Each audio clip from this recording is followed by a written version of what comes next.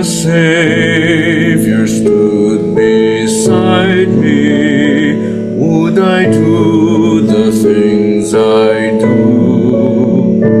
Would I think of His commandments and try harder to be true? Would I follow His example?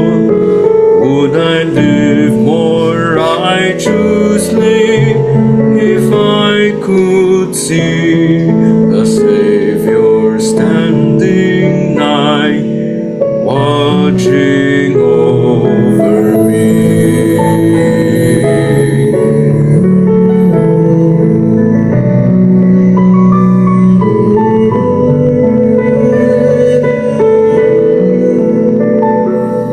If the Savior stood beside me, would I say the things I say? Would my words be true and kind if He were never far away? Would I try to share the gospel? Would I speak more reverently if I could see the Savior standing nigh, watching over me?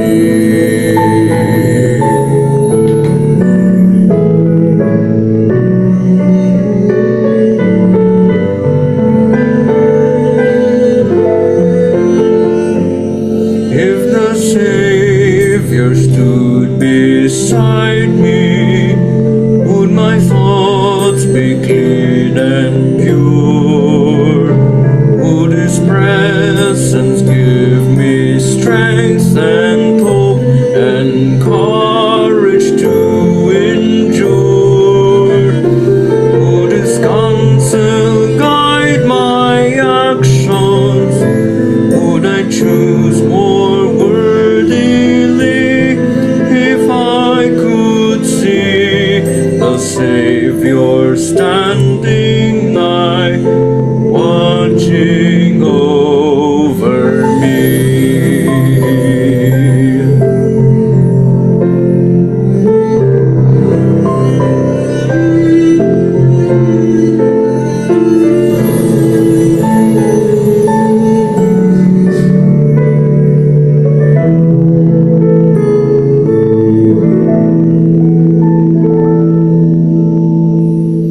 He is always near me, though I do not see Him there. And because He loves me dearly, I am in His watchful care. So I'll be the kind of person that I know I'd like to be if I could see the Savior standing nigh, watching over me.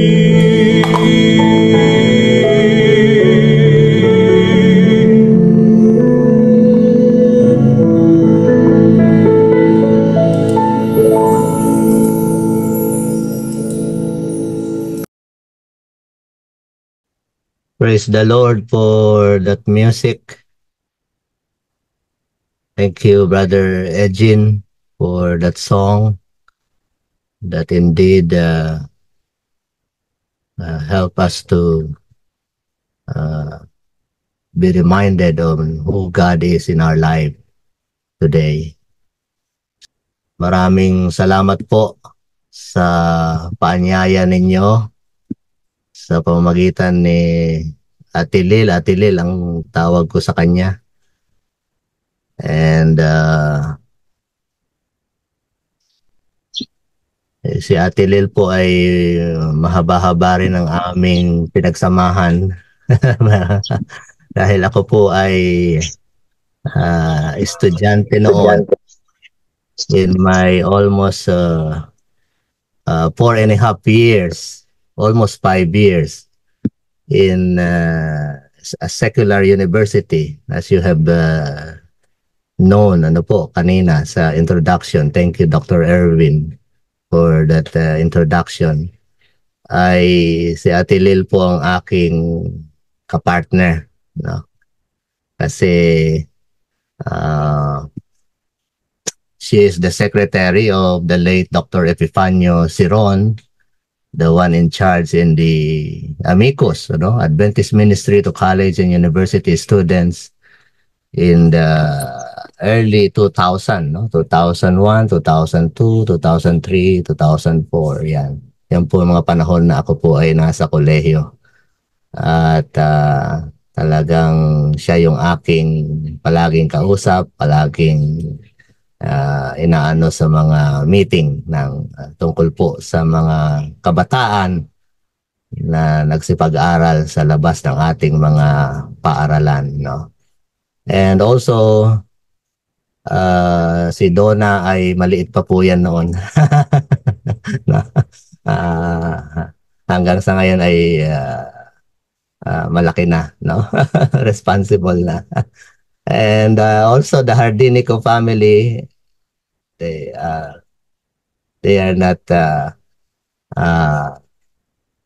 strangers to me because of Sister Lilet, Lilet Arrogante, Hardinico Arrogante, and of course Sister Bing Hardinico Arrogante Fraser, whom I was able to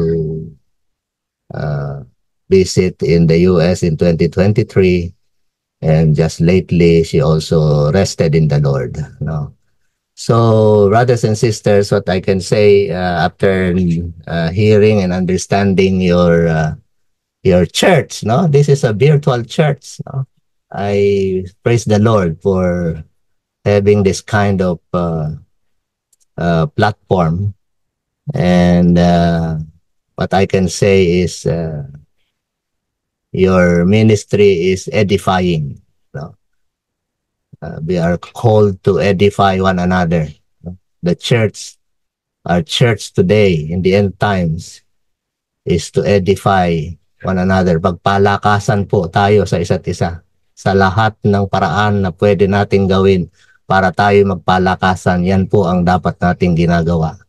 Dahil ang ating iglesia ay parang mga ospital, no? Pare-pareho po tayong may mga sakit, no? Wala po ditong walang sakit. Lahat po tayo ay may karamdaman, spiritual man yan, mental o physical man yan, emotional. We are all a work in progress. We need healing from God, and we are all sinners, and we all want to be prepared for the soon coming of Jesus Christ and have the character of Jesus. Amen. Before I continue, my message this morning is very short, Let me share this. This is for everybody. I will just like to promote this, And this already, this is a flagship program of our hospital here in Manila, The Lifestyle is Medicine Intervention Program. And this is via Zoom pa rin po hanggang ngayon. Simula nung pandemic, ay via Zoom pa rin po ito. We started this in 2021. And still right now we have already 15 batches na po, ano? Ang 15 batch will starts in April 22. And if you are interested with this is via Zoom. We already have graduates or products of this program from the US, from Africa, from Australia, and Middle East, and of course Southeast Asia, and of course Philippines, no? So this is our program available to all who would like to be healthy, to have a healthy lifestyle, and also to deal with chronic diseases. Okay, let's go now to my prepared sermon, and it's entitled Jesus in the Driver's Seat. And I have chosen this because I know to some of us, we have limitations in this life, no? It can be physical limitations or physical challenges, and even emotional, mental, and spiritual challenges. So I think this is God wants us to have this sermon today. So our theme text in the Message Bible, it says, anyone who intends to come with me has to let me lead. And you are not in the driver's seat. I am. Shall we bow our heads for a prayer? Our Father in heaven, we thank you for this time that you have given us. Ang panahon pong ito, Panginoon, ay sa inyo. Kaya aming hinihiling, mangusap po kayo sa bawat isa sa amin. Ang inyong mga salita ay patuloy na magbigay sa amin ng inspirasyon upang patuloy kaming mamuhay ng ayon sa iyong kalooban. Ito po ang aming dalangin at pagpapasalamat sa pangalan ng aming Panginoong Hesus. Amen. So, in other versions, we have read this Bible text. And this is after Jesus, in my Bible, it says here, this is after Jesus predicted his death and resurrection.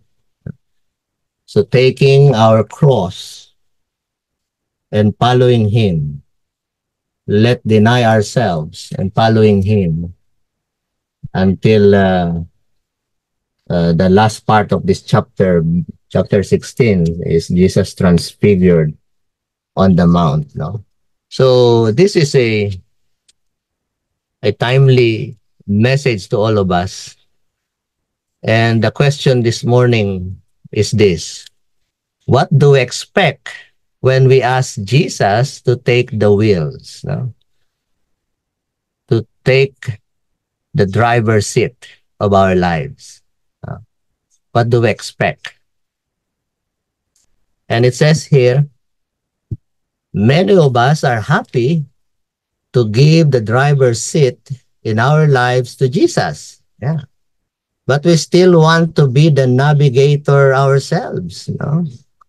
And that's not likely to work out very well for anyone or for all of us. You know? So sometimes we say, sige Panginoon, ikaw nang magmaneho ng aking buhay, no? Pero pagka sinabi naman ng Diyos, oh, let's take the road of forgiveness. Sabihin natin, wait, Lord, I am not ready to forgive. And sometimes God will tell us, let us go and take the road of humility. And here we are, we're going to argue, no, with God and say, no, I'm not ready to be humble.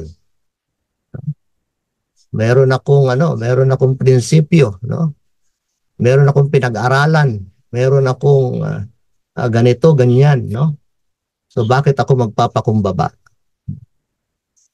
And also, God, to some of us, have taken us to the road of suffering in this world So, any road that God wants us to have in this life, if we really want Him to drive us, to lead us, so what are the things that is expected of us? Ano po ang kailangan nating gawin, no? Pag tayo ay nagmamaneho, no?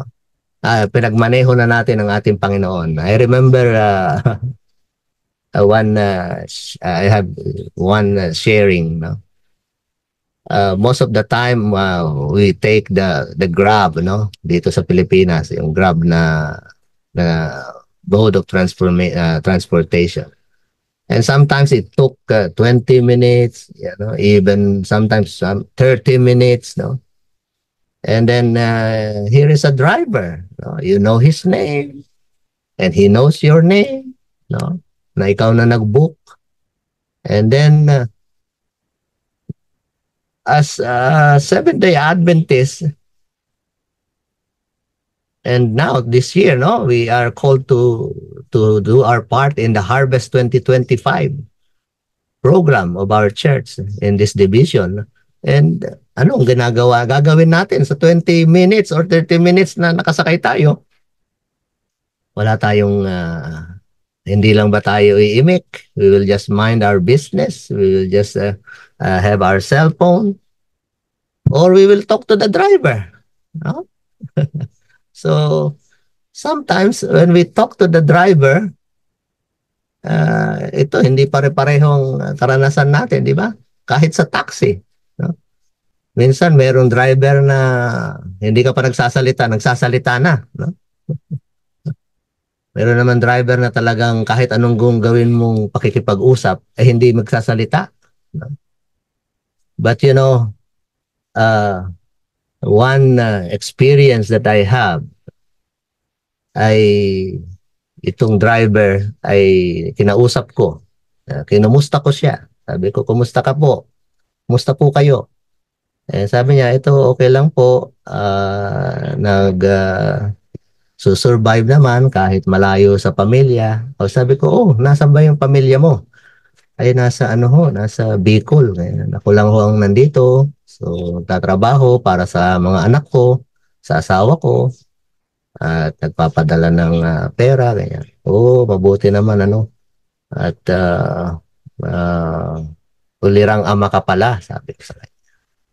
Ay, oo naman sir, sabi niya. Kasi yan ang nakita ko sa aking ama, sabi niya. Hindi ko nakita yung aking ama na pinabayaan kami. No?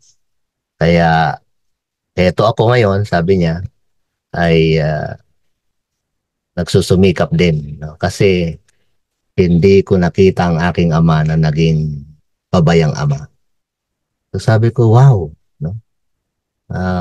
Para akong sinermonan, no? ng araw na yon.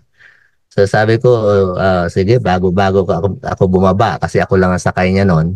I am not with my family. Sabi ko, can I pray for you? Sabi niya, ay pwede naman po. You know what? When I'm praying, he was crying while driving. And those tears are tears of joy. Sabi niya, alam mo sir, nakakagaan ng pakiramdam pagka merong tao palang pinapanalangin ka. Salamat po sa inyo.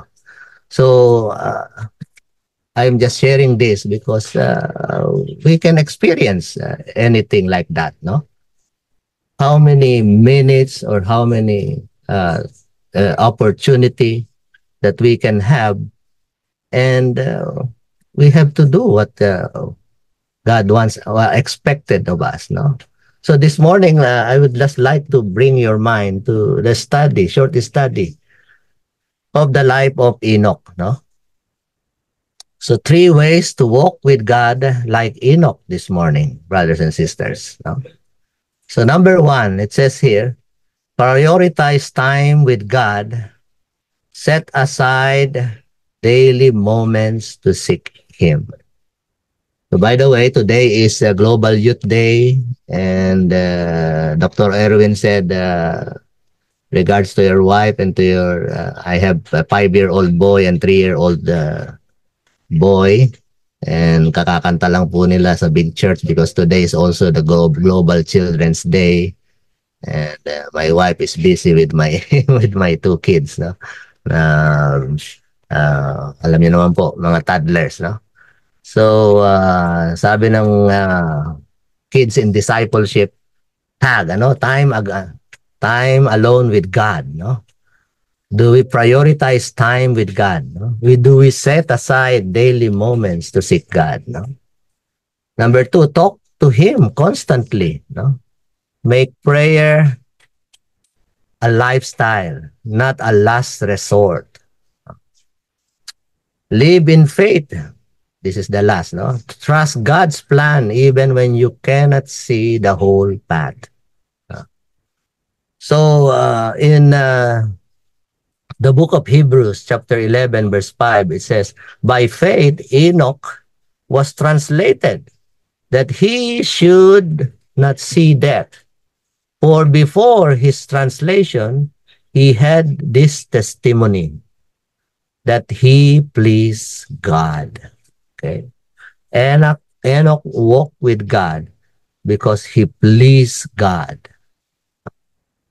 Ellen White in Testimonies for the Church, Volume 8, pages 329 and 331. Let me share this as a part of our study this morning. It says here, the knowledge of God that works transformation of character is our great need. If we fulfill His purpose, there must be in our lives a revelation of God that shall correspond to the teachings of His Word. It says that the experience of Enoch and of John the Baptist represents what ours should be today. Far more than we do, we need to study the lives of these men. He who was translated to heaven without seeing death, and he who before Christ's first advent was called to prepare the way to the law of the Lord, to make his path straight. But of Enoch, Ellen White said, it is written that he lived 65 years and begat a son. And after that, he walked with God 300 years. And during those earlier years, Enoch had loved and feared God and had kept his commandment. But after the birth of his first son, he reached a higher experience. He was drawn into closer relationship with God as he saw the child's love for its father, its simple trust in his protection, as he felt the deep yearning tenderness of his own heart. For that firstborn son, he learned a precious lesson of the wonderful love of God to man in the gift of his son, Jesus, and the confidence which the children of God may repose in their heavenly Father. The infinite, unfathomable love of God through Christ Jesus became the subject of his meditation day and night. So this is number 1, no? Prioritize time with God. Set aside daily moments to seek Him, to meditate upon God. What else? With all the fervor of his soul, he sought to reveal that love to the people among whom he dwelt. I was asking, what kind of lifestyle did Enoch? Ano kayang buhay meron si Enoch nun? And we are told that he is living in an environment like us today. Pero paano niya na-manage itong mga ito? Paano niya nagawa itong mga ito? Ang buhay niya noon, napapaligiran siya lahat din ng klase ng ng kasalanan, lahat ng klase ng problema. No? Ellen White continued on and he said, his faith waved stronger, his love became more ardent, and with the lapse of centuries, to him prayer was as the breath of the soul, and he lived in the atmosphere of heaven. Wow!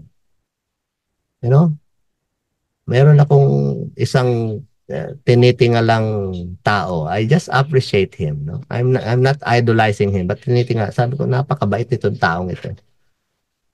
Pagkausap ko siya, para akong nakikipag-usap sa anghel. Pag nakikita ko siya, para akong nakakakita ng anghel. Pag nagsalita siya, sabi ko, sana lahat ng taong palagi kong kasama, kagaya niya. Para akong nasa langit. No? So ito si Enoch, he lived in the atmosphere of heaven. Wow. Number 2, to talk to him constantly, make prayer a lifestyle and not a last resort. Ano? No.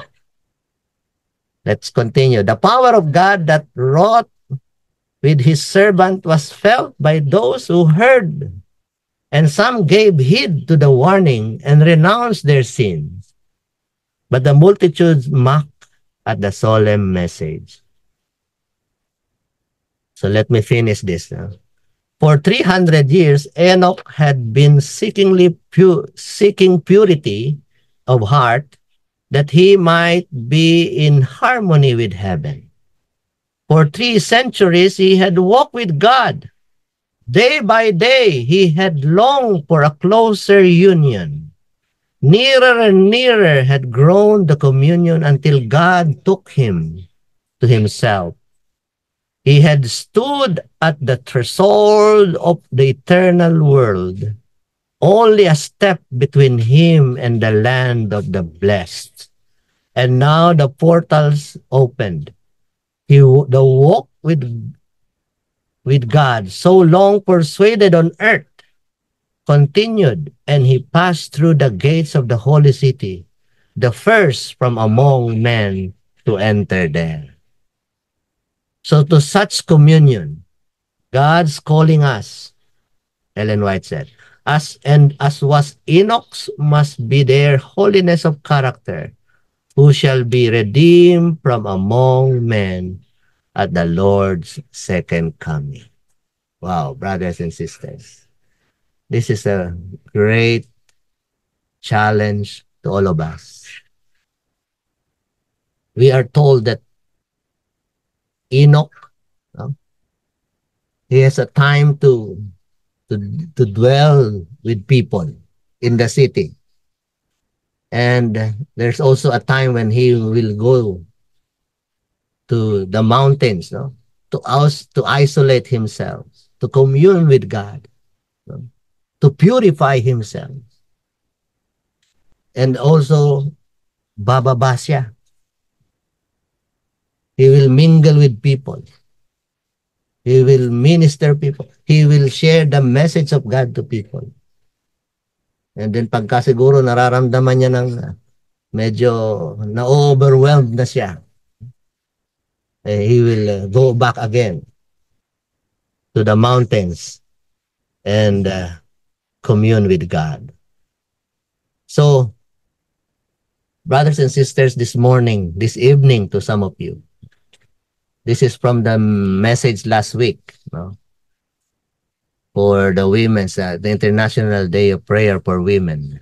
And the story, the sermon was about the 2 women in the Bible, the women who touched the hem of Jesus Christ, and the other one, I think it was the Samaritan woman. So it says here, the gift of salvation is not to be best kept secret. Jesus called upon that woman to confess what God had done in her and for her. So this morning to all of us, God is calling all of us to testify for his goodness and love and grace to the world. Isaiah 43 verse 12 says, "You are my witnesses, says the Lord, that I am God." So, it says here, think of this. think of it this way. We are a nobody telling everybody about somebody who will save anybody who will call on Him. Kaya po ba natin gawin yan? Yes, we can. We have our own story to tell. We have our own experiences, experiential knowledge with God, not only head knowledge, experiential knowledge, how we experience Jesus in our lives, His miracles in our lives daily. Ito daw po yung ating ito yung ating imarites, no? Ito yung ating ibahagi sa iba. And God is calling us to do this. So I know all of us are aware of this song, no? Jesus, take the wheel. Take it from my hands. 'Cause I can't do this on my own. I'm letting go. So give me one more chance to save me from this road I'm on, Jesus. Take the wheel. So in closing, this morning, brothers and sisters, in whatever circumstances that we are in, let us give Jesus the driver's seat of our life. Let Him take full control of our life. And I know moving on international church, international ministry, you have been called to be part of this special ministry, of this special church. And I know Jesus is leading you. He is in the captain's seat. He is in the driver's seat of your ministry. And I pray this morning that all of us, whether it will be in the physical church or in a church like what you are having, God will indeed prepare us. God will even help us to experience what Enoch have experienced, that so-called atmosphere of heaven in this world. And so, this morning, this evening, thank you for inviting me. Personally, I am inspired and I am blessed to see all of you on what you are doing.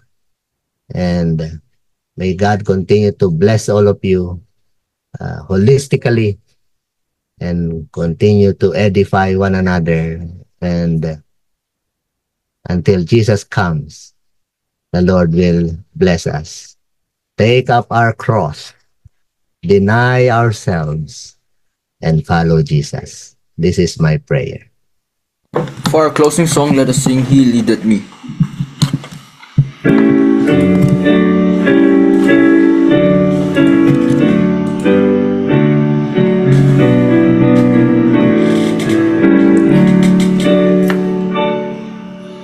He leadeth me, O blessed Son, O words with lively comfort fraught. Whate'er I do, where'er I be, still 'tis God's hand that leadeth me. He leadeth me by His own hand, He leadeth me. His faithful follower I would be, for by His hand He leadeth me. Sometimes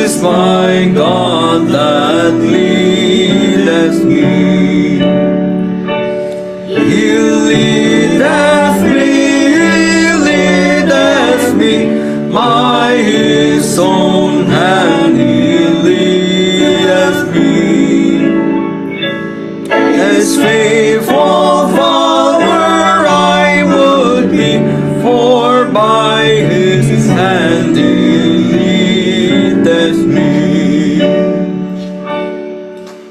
And when my task on earth is done, when by thy grace the victory's won, and death won't wave, I will not flee, since God through Jordan that leadeth me.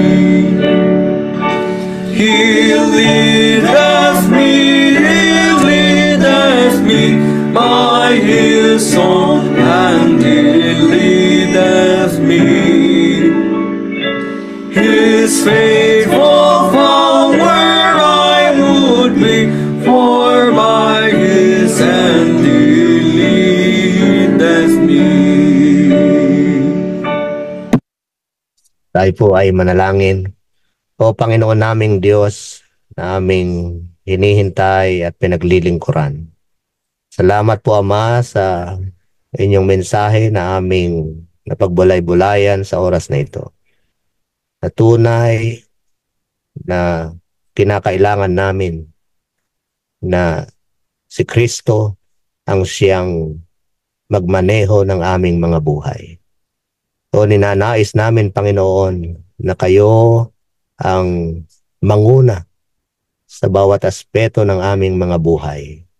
Makuha naming isuko ang bawat aspeto ng aming buhay sa iyo. At salamat na sa kabila ng aming mga limitasyon, sa kabila ng aming mga pagkukulang, ay merong kaming misyon mula sa iyo.